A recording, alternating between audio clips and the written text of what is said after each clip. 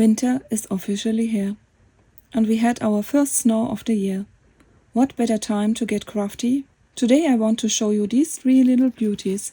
These fold-out journals are easy to make, and they are perfect add-ons for books or journals, or even thoughtful non-Christmas related gifts.